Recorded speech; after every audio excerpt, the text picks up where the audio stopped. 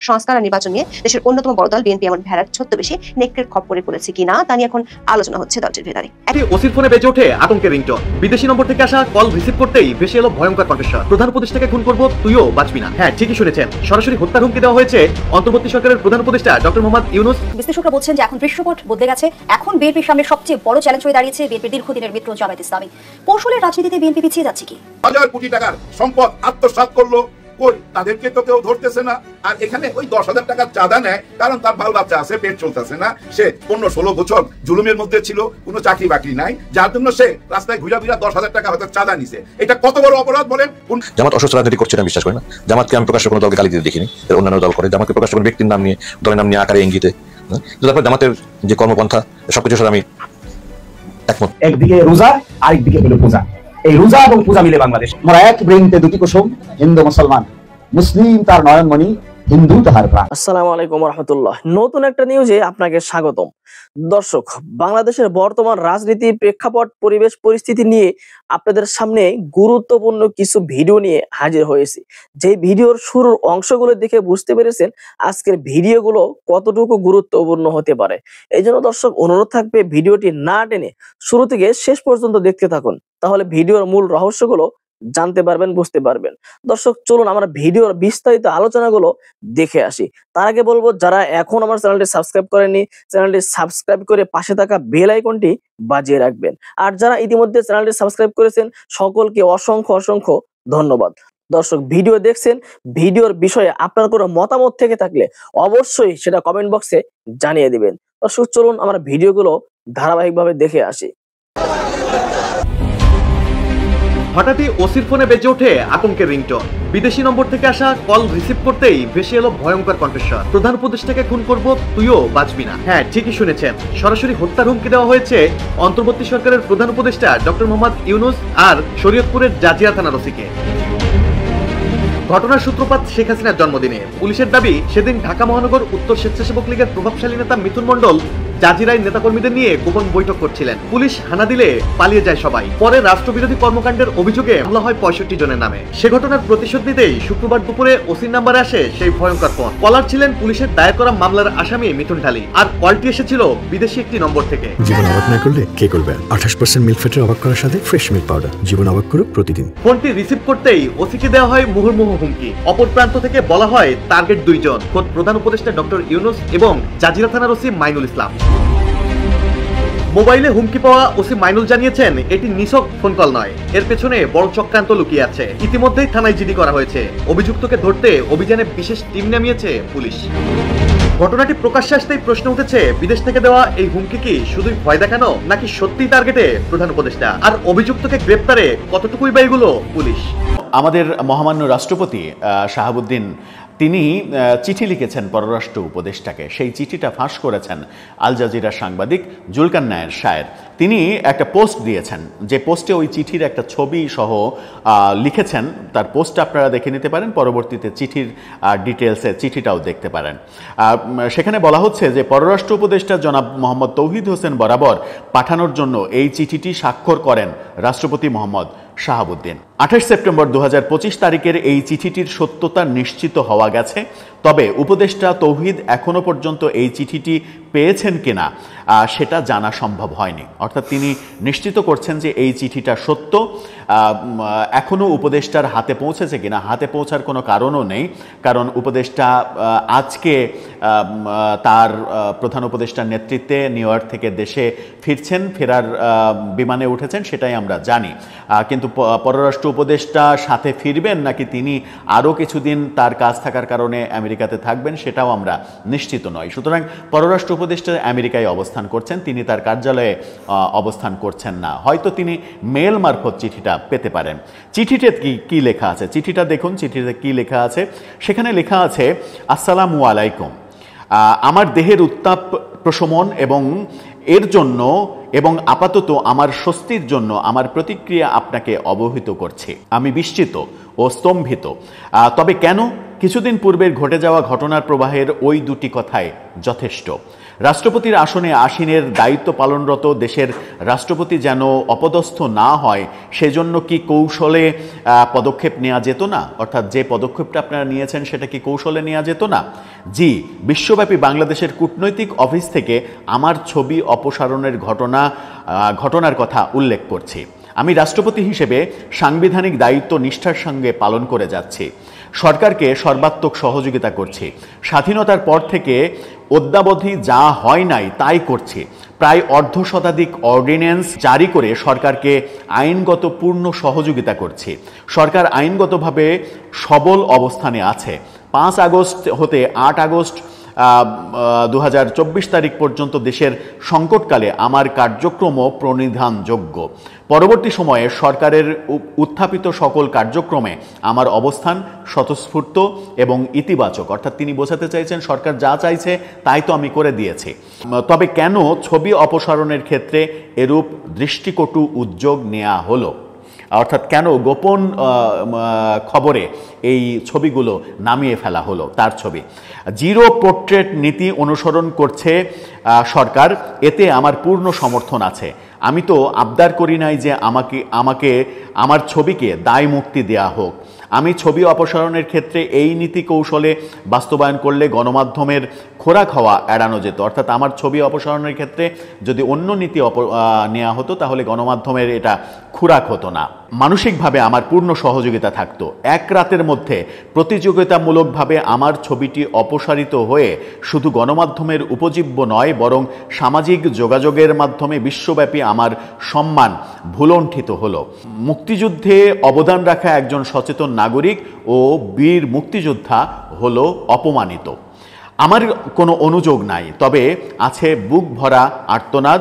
আপনি সুস্থ থাকুন, দায়িত্ব পালনের ক্ষেত্রে আপনার আপোষহীন ও অবিচল আস্থার ধারাবাহিকতা বজায় থাকুক এবং মহান সৃষ্টিকর্তা আপনার প্রতি সদয় হোক, এই কামনায় তারপরে তিনি চিঠিতে রাষ্ট্রপতির জায়গায় তিনি স্বাক্ষর করেছেন। এখন যে চিঠিটা পড়লাম সেই চিঠিটা মানে অভিমানের চিঠি। তিনি অভিমান করেছেন, অনুযোগ করছেন, অভিযোগ করছেন এবং তিনি বলছেন যে আমি তো বাধ্য সন্তান, আমি তো পিতামাতার বাধ্য সন্তান, তো বাধ্য সন্তানকে এভাবে অপমান করার কি আছে? বাধ্য সন্তানকে তো কেউ অপমান করে না। তিনি এই যে ভাষা ব্যবহার করেছেন, অর্থাৎ এই সরকার যা চেয়েছে, 50টির বেশি অর্ডিন্যান্স জারি করেছি এই সরকারের জন্য, সরকার যা চেয়েছে যখন সেখানে আমি সই করেছি। এমনকি আমরা দেখেছি যে গত 5 আগস্ট জুলাই অভ্যুত্থানের বর্ষপূর্তির দিনে রাষ্ট্রপতির পক্ষ থেকে যে বার্তা দেওয়া হয়েছে সেখানেও শেখ হাসিনা সরকারকে ফ্যাসিস্ট এবং কি কি করেছে এগুলো লেখা ছিল সেখানে। সেটা নিয়ে বিতর্ক হয়েছে যে এই লেখাটা রাষ্ট্রপতির লেখা কিনা আদৌ, নাকি তার কাছ থেকে জোর করে সাইন নেওয়া হয়েছে, সেরকম বিতর্ক ছিল। রাষ্ট্রপতি এই ধরনের চিঠি লিখতে পারেন কিনা তার অধস্তন কর্মকর্তা তার উপদেষ্টার কাছে, সেটা একটা বড় প্রশ্ন এবং পৃথিবীর ইতিহাসে এটা একটা বড় উদাহরণ হয়তো বা হবে ভবিষ্যতে। দর্শক, আপনিও চিন্তা করবেন যে আদৌ এটা রাষ্ট্রপতির চিঠি হতে পারে কিনা, নাকি রাষ্ট্রপতিকে অসম্মানিত করার জন্য এই চিঠিটাও একটা সাজানো নাটকের অংশ হতে পারে। কেউ কেউ এই চিঠি নিয়ে ষড়যন্ত্র করতে পারে, তেমনটাও হতে পারে। কি আসলে হতে পারে? আজব দেশে অনেক কিছুই ঘটতে পারে, অনেক কিছুই ঘটতে দেখি আমরা, অনেক কিছুই সামনে আরও ঘটবে।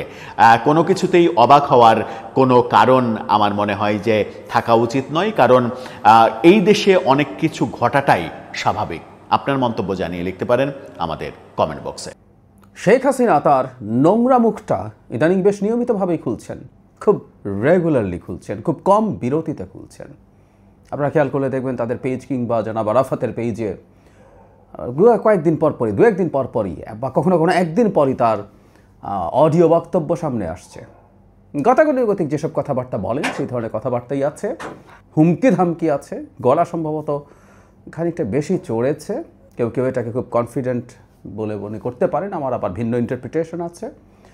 আমার খুব ভালো লাগছে, আমি তখন তার বক্তব্য শুনি। আমি এই ভিডিওটা করার আগে যেহেতু ফেসবুকে তার একটা বক্তব্য ছড়িয়ে পড়েছিল, তিনি ময়লা সাফ করবেন, বলতে কি বুঝিয়েছেন সেই জায়গায়ও আসবো। তারপর আমি ঢুকে কয়েকটা বক্তব্য একটু ভালোভাবে শুনলাম এবং আমি প্রায় বলি, মানে আমি অন্য ধরনের আনন্দ বোধ করি, প্রবল পরাক্রমশালী এক স্বৈরাচার তার মিথ্যা ফালতু আস্ফালন শোনার চেয়ে ভালো বিনোদন আসলে আর কিছু হয় না। তার এই বক্তব্যের ব্যাপার নিয়ে কথা বলবো, একই সাথে তার এই বক্তব্য সূত্রে ভারতের আহাম্মকি নিয়েও কথা বলতে চাই। সেই দুটো ইনফ্যাক্ট এটার সাথে রিলেটেড, শেখ হাসিনা বসে বসে যা করছেন সেই প্রসঙ্গে। যাই হোক, তার কয়েকটা অডিও শুনলাম, এগুলো এখন আর এরকম রীতিমতো এটা স্পিচের মতো দেন। আমরা যেভাবে ভ্লগ করি, আমি প্রায় বলি যে ওনার যদি একটা ভিডিও বক্তব্য আমরা দেখতে পারতাম ভালো হতো। ওটা উনি দেখাবেন না, আমরা নিশ্চিত থাকতে পারি। ক্ষমতায় থাকার যে জেল্লা ছিল, ক্ষমতার যে অরা থাকে, যে অরা ছিল, ধীরে ধীরে তিনি আরও তার বয়স কমে যাচ্ছে মনে হচ্ছে, কনফিডেন্ট মনে হচ্ছে, সেই শেখ হাসিনার নাই। এক পরাজিত বৃদ্ধার চেহারা এখন শেখ হাসিনার, আমি নিশ্চিত। এ কারণে তিনি ভিডিও কলে আসেন না, হয়তো ভিডিও কলে আসতে পারতেন। তিনি কোন রুমে আছেন, একটা রুমের ওয়াল বা পর্দার সামনে যদি বসে করেন, তার লোকেশন বোঝা যাওয়ার কোনো কারণ নেই। অডিও যদি পারেন, ভিডিও দিতে পারতেন, বরং ভিডিওর কমিউনিকেশন ইজ বেটার। অনেকবার আমরা বলেছি, আপনি অডিও কলে সর্বোচ্চ 45% কমিউনিকেশন হতে পারে, বাকি 55% তার ফেশিয়াল এক্সপ্রেশন, তার বডি ল্যাঙ্গুয়েজ, এগুলো বাকিটা হয়। উনি বেটার কমিউনিকেট করতে চাইলে ভিডিও কল করার কথা ছিল, করছেন না, কারণ ওনার ওই চেহারা দেখার জায়গায় নাই। শিওর আমরা হতে পারি। যাই হোক, এবার যিনি যা করছেন, যা করেন বরাবরের মতো, কিছু হুমকি বেশি আছে, সেটা নিয়ে পরে আসছি। ডক্টর ইউনূসের তীব্র সমালোচনা করেছেন। ডক্টর ইউনূস টাকা চুরি করছেন, এটা করছেন, সেটা করছেন, এবং এই মুভমেন্টের মধ্যে তার মিটিকুলাস ডিজাইনে সব খুন হয়েছে। মুগ্ধ, সাইদ, সবার নাম নিয়ে বলছেন যে কেউই তার বাহিনীর ওই সময়কার গুলিতে মারা যায়নি, তাকে সব মিটিকুলাস ডিজাইনের মাধ্যমে গুলি করে হত্যা করেছে ইউনূসের লোকজন ভেতর থেকে। এবং বরাবরের মতো তার কি অপরাধ আবার বলছেন, মানে তার এটাও আমার খুব মজা লাগে। তিনি তার এই স্পিচগুলোতে মাঝে মাঝে আমার কি অপরাধ, মানে আমরা অনেকে বলি যে আওয়ামী লীগ, তার মধ্যে কোনো অনুতাপ নাই, তার মধ্যে কোনো রকম কোনো দুঃখবোধ নাই যা হয়েছে সেটার জন্য। আসলে থাকবে কেন? যিনি নিয়মিতভাবে বলেন, তিনি খুঁজেই পান না তার অপরাধ কি, সুতরাং তার অনুতপ্ত হবার তো কোনো কারণ নেই। একদম প্লেন অ্যান্ড সিম্পল। ওনার অপরাধ, আমি কি দেশকে উন্নতি করতে চেয়েছি, তারপর কিছু ডেটা তার মুখস্থ আছে, দারিদ্র্যের হার ওনার সময় কী ছিল, প্রত্যেকটা ফেক ডেটা, প্রত্যেকটাই ম্যানুফ্যাকচার ডেটা, সেগুলো কিছু বলেন, বলে এই করে ফেলেছি, এসব বলে আমি কি, এটাই কি আমার অপরাধ, আমি কি এই জন্যই আমার এই হলো। আর ইউনূস এসে এটা করছে, ওটা করছে, খুব স্বাভাবিক। মানে আমি প্রায় বলি, মানে শেখ হাসিনা কাটা ঘায়ে নুনের ছিটা, মানে শেখ হাসিনার পতনের পর ডক্টর ইউনূস না আসলে সম্ভবত ওই নুনের ছিটাটা হতো না। এটাও দারুণ এনজয়েবল, এই নুনের ছিটাটাও হলো অসাধারণ। এটা অন্য কেউ দায়িত্ব নিলেই কাটা ঘায়ে নুনের ছিটাটা হতো না। উনি হুমকি দিচ্ছেন বিএনপিকে, জামায়াতকে, এবং প্রত্যেকটা নামধাম নাকি লিখে রাখছেন তিনি। এখানে একটা অডিও কল একটা ইন্টারেস্টিং জিনিস বলেছে, জামায়াত সব প্রশাসন দখল করে ফেলেছে, আর বিএনপি নাকি চাঁদাবাজি করছে এবং আওয়ামী লীগকে ধরপাকড় করছে। এবং বিএনপিকে তিনি খানিকটা বলছেন যে আওয়ামী লীগ যদি না থাকে তাহলে বিএনপিরও ক্ষতি আছে। আমি জাস্ট ওনার বক্তব্যটা আপনাদেরকে জানিয়ে রাখলাম। কিন্তু উনি বলছেন একটা সময় তিনি জেলে থেকে বিরাট উন্নয়নের লিস্ট নাকি করেছেন, এটা করবেন, ওটা করবেন, রূপকল্প 2000 এত 21 ইত্যাদি ইত্যাদি। এখন তিনি রীতিমতো নাম লিখছেন তার দলের লোকজনের ওপরে যেসব সমস্যা হচ্ছে, হামলা হচ্ছে, তার ভাষায় তারা যারা করছে তিনি তাদেরকে দেখে নেবেন, ময়লা সাফ করবেন। এবার উনি এটা করছেন, ময়লা সাফ করবেন, এবং খুব বেশি সময় বাকি নেই। একটা অডিওতে তিনি দেশবাসীকে রুখে দাঁড়াতে বলছেন, তার দলের লোকজনই রুখে দাঁড়াচ্ছে না, দেশবাসী রুখে দাঁড়াবে। যাই হোক, উনি বলছেন, এবং ডক্টর ইউনূসের যে অপশাসন, সেই অপশাসনের বিরুদ্ধে সবাইকে একত্র হয়ে দাঁড়ানোর আহ্বান জানাচ্ছেন। এখন দেশবাসী বলেন, এগুলো আমাদের দেশের পলিটিক্যাল লিডারদের এক ধরনের টেন্ডেন্সি আছে, কিন্তু শেখ হাসিনা আসলে কথা বলছেন কেন? তার গলার স্বর আরেকটু চড়ছে, আরেকটু উঁচু হচ্ছে বলে আমি যেহেতু 5 আগস্টের পরবর্তী সময় থেকে অনেক ক্ষেত্রে তার এই ধরনের বক্তব্য শোনার চেষ্টা করেছি, আমার মনে হলো যেটা স্বর চড়াচ্ছেন। এই যে আমি শুরুতে আবার বলছিলাম যে তারা এগুলো চলুক, আবার আমার ভালো লাগছে। আসলে শেখ হাসিনাও জানেন যে তার এটুকু তার বোঝার জ্ঞান থাকার কথা, যে তার এই ধরনের বক্তব্য দিনের শেষে এই যে যার জনগণ, সাধারণ জনগণ, যারা নন আওয়ামী লীগার, তাদেরকে ক্ষুব্ধ করে, তাদের ঘৃণাবোধ তৈরি করে, তাদের ক্রোধ তৈরি করে, কোনো সন্দেহ নেই। এই জন্য বলছি এগুলো চলুক, যেগুলো শেখ হাসিনা যতদিন করবেন, শেখ হাসিনা আবারও মানুষের সামনে তার সেই নোংরা মুখ যত বেশি খুলবেন, তত বেশি তিনি ঘৃণিত হতে থাকবেন এবং আমাদের ভেতরে শেখ হাসিনার প্রতি যে তীব্র ক্রোধ এবং ঘৃণা ছিল সেটা উস্কে যেতে থাকবে। সেই কারণে আমি বলছি আই লাইক দ্যাট। একটা মানুষ যখন এই বিভৎসতার পর দাবি করেন, তিনি কিছুই করেননি, প্রত্যেকটা ডক্টর ইউনূসের মেটিকুলাস প্ল্যানের পার্ট হয়ে এসব হয়েছে, এই বিভৎসতম মিথ্যাচার মানুষকে কতটা ক্ষুব্ধ করতে পারে নিশ্চয়ই আমরা বুঝতে পারি। That's fine. এই জন্য আমি বলছি শেখ হাসিনা কথা বলুন, কিন্তু শেখ হাসিনাও জানেন অন্যান্য মানুষজন এগুলোকে খুব একটা কিছু পাত্তা দেবে না, বরং উল্টো হতেও পারে। তিনি আসলে মূলত কথা বলছেন, আমি যেটা ধারণা করি, আওয়ামী লীগের লোকজনকে টার্গেট করে। তিনি যথেষ্ট পরিমাণ কথা যদি না বলেন, আওয়ামী লীগ কি টিকে থাকবে এবং আওয়ামী লীগের কেউ না কেউ আওয়ামী লীগের নেতৃত্ব নিয়ে একটা অন্য আওয়ামী লীগ বানিয়ে ফেলার চেষ্টা করে কিনা, এই ধরনের আলাপ তো একসময় ছিল, so call refined Awami League. আজ হোক কাল হোক, 1 বছর পরে হোক, 2 বছর পরে হোক, ইউ নেভার নো। কিন্তু তিনি এই কারণে চাইছেন যে তার এনগেজমেন্ট তৈরি করার জন্য তার দলের লোকজনের সাথে, কারণ তার এই বক্তব্য দিনের শেষে তার ক্ষতি করে। কিন্তু যখন এই ধরনের বক্তব্য তিনি নিয়ে হাজির হন, তার ধারণা, আমি জানি না তার দলের লোকজনও কতটা স্টুপিড, যে শেখ হাসিনার এই বক্তব্য শুনে মনে হবে যে উনি যে কোনো সময়, ওনার কিন্তু টোন এরকম, লিস্ট করছি, আসছি, দেখে নিচ্ছি, খেয়ে ফেলবো, মেরে ফেলবো।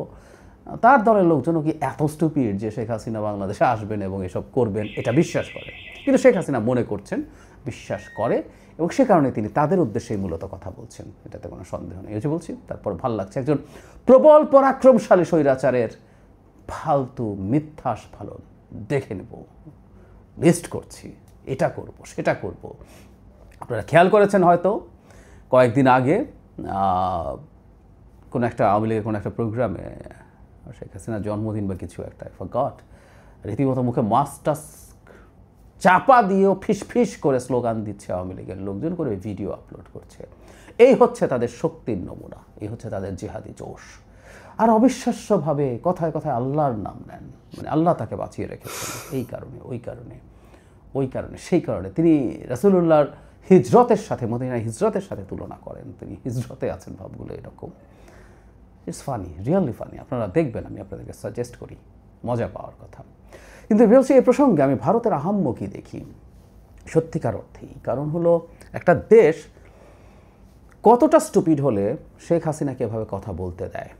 মানে বাংলাদেশের মানুষ ভারতের কৃতকর্মের জন্য, এটার জন্য এককভাবে ভারত দায়ী। কৃতকর্মের জন্য বাংলাদেশের মানুষ ভারতের উপরে ক্ষুব্ধ ছিল, ভারতের উপরে রাগ ক্ষোভ ঘৃণায় পরিণত হয়েছে। শেখ হাসিনা যত এই দেশের মানুষকে ক্ষতিগ্রস্ত করেছেন, অত্যাচার করেছেন, প্রত্যেকটার কাছে কারণের সাথে মানুষ রাইটলি ভারতকে যুক্ত করেছেন।